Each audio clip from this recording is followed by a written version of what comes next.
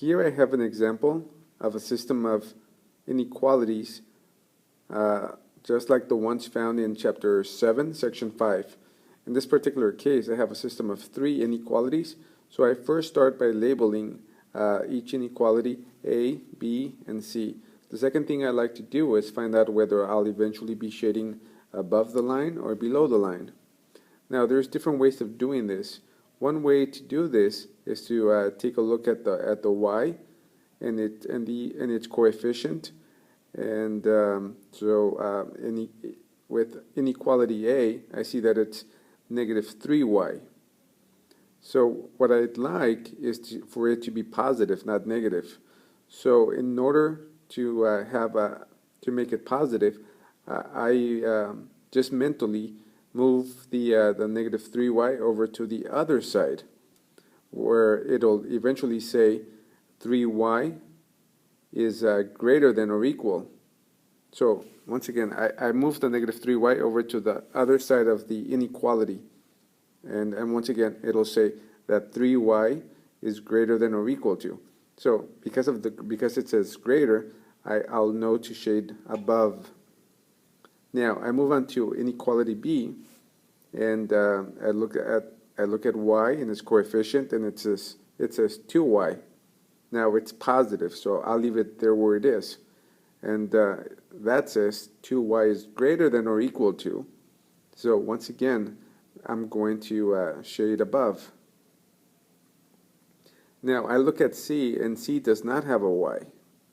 So for that, I will take a look at the x, and it says that x is greater than or equal to. So the greater part. Now, when x is equal to a number, the graph of that is just a vertical line, so there's no shading above or below. It's shading to the right or to the left. So because it says that x is greater than, I'm going to shade to the right.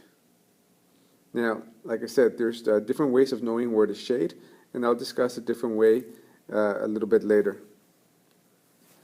Anyway, so I'll continue with the graphs of the inequalities, the lines. So I'll start with inequality A. The first thing that I'm going to do is find the x-intercept. I said y is equal to 0, in which case the negative 3y disappears, and I simply get 2x is equal to 6, and then solve that, and I get an x-intercept of at x equals 3. Next, I find the y-intercept, and I do that by setting x equal to 0. The 2x disappears, and I end up with negative 3y is equal to 6. And if I solve for that, I get I get a solution for y of negative 2. So I have 2 intercepts, and those 2 points are going to tell me where the line's going to be. So I'll do that in a minute. But I'll go on to inequality B and repeat the process. I'll find both the x and the y-intercept. And so I get that x is equal to 4 for the x-intercept.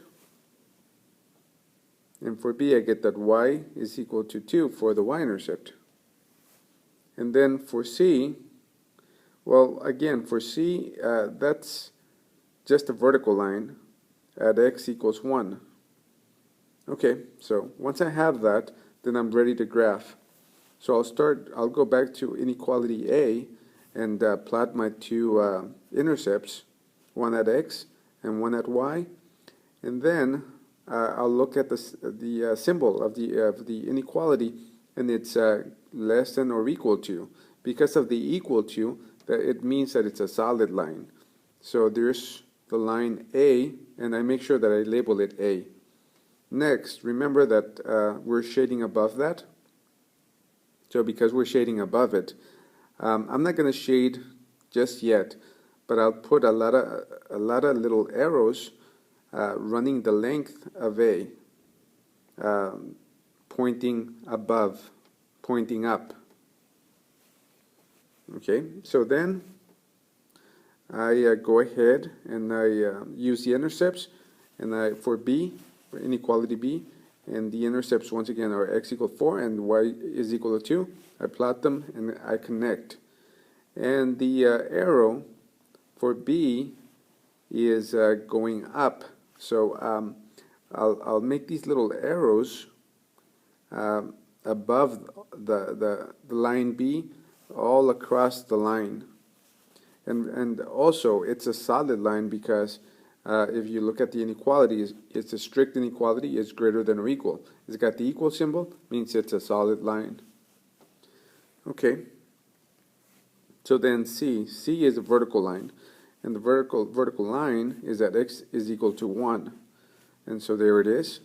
And the arrow that I have at the start of the problem, the shading, tells me that I will shade to the right.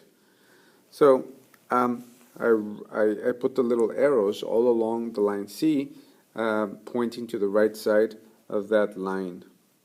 Now, I then ask myself, in what region do all those little arrows come together? And I see that it's on the upper right hand side where they all come together, and that's going to be my solution. Now, I mentioned that there was a different way of telling where to shade, above or below the line. And that other way is by plugging in a point that's not on the line and seeing whether it's true or false, a true statement or false statement. So with and a lot of people choose the origin to be that point. So at the origin, x is equal to 0 and y is equal to 0. If I plug in those points to inequality A, I get that 0 is less than or equal to 6, and that's a true statement. So that means I'm going to shade towards that point, or shade towards the origin. And in this case, if you look at the position of A, or if you look at line A, it means that I'm going to shade above towards the origin. I repeat the process for line B, or inequality B. I plug in 0 for x and y, and I get that 0 is greater than or equal to 4. And in this case, it's a false statement. So that means that I'm going to shade away from the origin. Or in that case, if you look at line B, away means above the line, away from the origin. And the same thing for C. I plug in 0 for x, there's no y, but I get that 0 is greater than or equal to 1, and that is a false statement, so I'll shade away from the origin, which means to the right of the blue line, or to the right of the C line, away from the origin. And so that's another way to tell on what side you're going to shade, on what side of the line you're going to shade. And that is it.